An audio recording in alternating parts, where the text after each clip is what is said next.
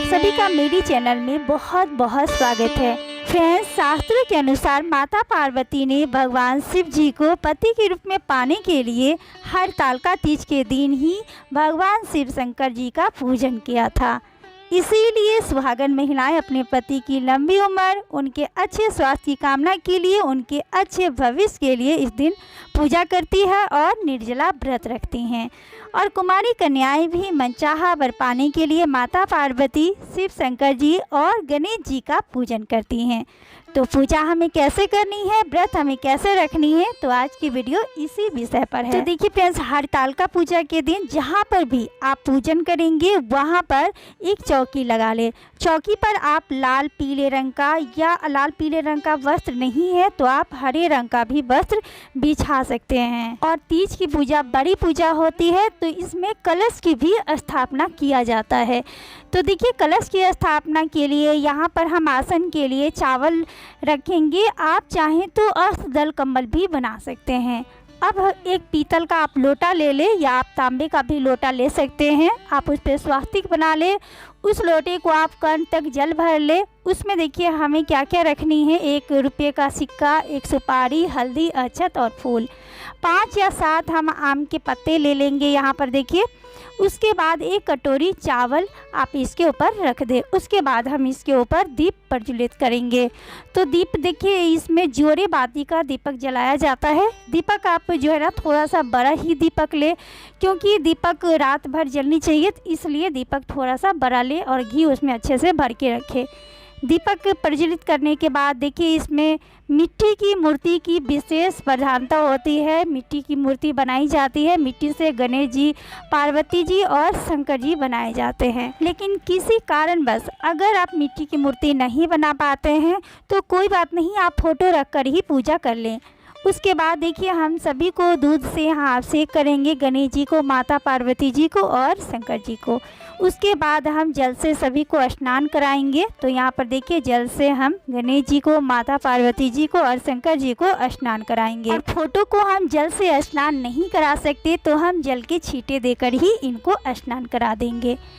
अब गणेश जी को देखिए हम डोरी से तिलक करेंगे, माता पार्वती जी को हम डोरी से तिलक करेंगे और शंकर जी को हम चंदन से तिलक लगाएंगे। तो आप इस बात का आप ध्यान रखिएगा कि माता पार्वती और गणेश जी को ही हमें डोरी के तिलक करने हैं। शंकर जी को हमें चंदन या भस्म से तिलक लगानी है। और उसके बाद गणेश जी को हल्दी भी अर्पित की जाती है। उन्हें हल्दी और कुमकुम अधिक प्रिय होता है, तो हम यहाँ पे माता पार्वती को भी हल्दी के तिलक लगाएंगे। और फोटो में यहाँ पे माता पार्वती, गणेश जी सभी को तिलक लगाएंगे। दीपक को भी तिलक लगा देंगे। अब गणेश जी को यहाँ पर अक्षत धूप हम चढ़ाएंगे। वस्त्र स्वरूप देखिए यहाँ पर हम कलावा अर्पित करेंगे। एक जनेऊ आप अर्पित कर दे। उसके बाद आप इन्हें लाल फूल अर्पित करें। इसके बाद गौरी माता को हम वस्त्र स्वरूप लाल चुंदरी ओढ़ाएंगे।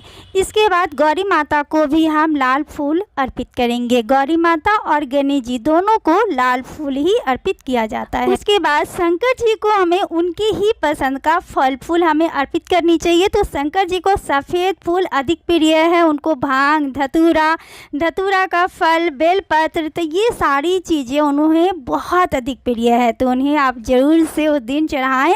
और ख़ास तौर से जो कुमारी कन्याएं हैं और चाहती हैं कि उनको अपना मन वांछित वर मिले, तो उनको ख़ास तौर से जो है ना उनकी पसंद की चीज़ें ज़रूर से चढ़ानी चाहिए। और जब माता पार्वती हरतालिका तीज का व्रत किया था उस समय वो जंगल में थी। जंगल में उनको जो भी फल फूल मिले थे उनको चढ़ाकर ही वो शिव जी की पूजन की थी। और उन्होंने निर्जला व्रत रखकर पूरी रात्रि 4 पहर पूजा कर बहुत कठोर तपस्या के बाद उन्होंने शिव जी को प्रसन्न किया था। उसके बाद शिव जी प्रसन्न होकर माता पार्वती जी को अपने पत्नी के रूप में स्वीकार किया था।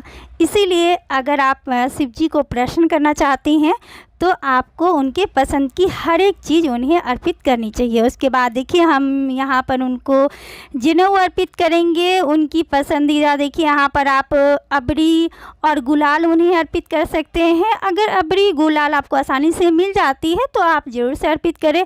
नहीं मिल पाती है तो कोई बात नहीं है, बिना अबरी के भी आप पूजन कर सकते हैं। उसके बाद देखिए यहाँ पर गौरी माता को उस दिन 16 श्रृंगार की सामान अर्पित की जाती है और जो भी आप सामान उन्हें अर्पित कर रहे हैं उन सभी सामानों में से आप गौरी माता को श्रृंगार कर दे। तो यहाँ पर देखिए हम गौरी माता को हाथों में मेहंदी लगा देंगे और वही मेहंदी हम अपने हाथों में भी लगा लेंगे।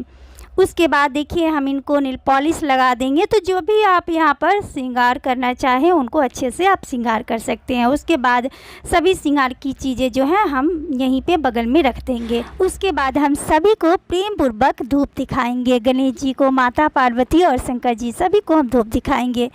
अब माता पार्वती जी को भोग स्वरूप पानी वाली नारियल अर्पित की जाती है, तो हम नारियल अर्पित करेंगे। उसके बाद आप घर में जो भी मीठा पकवान बनाए हैं, पुआ पूरी, वो सभी यहाँ पर आप भोग स्वरूप अर्पित करें। भीगा हुआ चना यहाँ पर चढ़ाया जाता है, बतासा चढ़ा सकते हैं, फल अर्पित कर सकते हैं। फल में देखिए खीरा जरूर से चढ़ाया जाता है। कुछ जगह पर चना और खीरा खाने के बाद ही पारण किया जाता है। अब यहाँ पर देखिए गौरी माता को सुहाग देना होता है, तो जो हमारी सिंदूरदानी होती है जिसमें से हम सिंदूर लगाते हैं, उसी में से हम गौरी माता को सिंदूर लगाते हैं। तो इनको हम 3 बार सिंदूर लगाएंगे, इसे सुहाग देना कहते हैं। उसके बाद हमें कथा सुननी होती है। कथा सुनने के लिए देखिए हम अपने हाथों में कुछ फूल और चने ले लेंगे। उसके बाद हम हरितालिका तीज की कथा सुनेंगे। कथा सुनने के बाद ये चना हम फिर गौरी माता को चढ़ा देंगे। उसके बाद हम सभी को प्रेम पूर्वक आरती करेंगे। फ्रेंड्स, ये पूजा आपको शाम के समय प्रदोष काल में करनी होती है। शाम के समय में ही आप चौकी लगा लें और पूजा करें। सुबह में आप जिस तरह से रोज़ पूजा करते हैं उसी तरह करेंगे। शाम के समय आपको चौकी लगाकर पूजा करना है।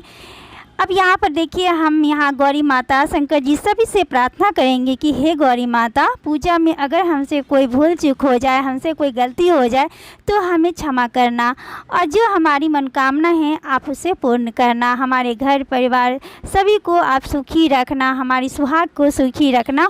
उसके बाद ये चौकी हमें ऐसे ही रात भर रहने देनी है, और ये जो प्रसाद आप चढ़ाए हैं उस प्रसाद को आप घर के बाकी सदस्य में बांट दें। बाकी चौकी ऐसे ही रहेगी। दीप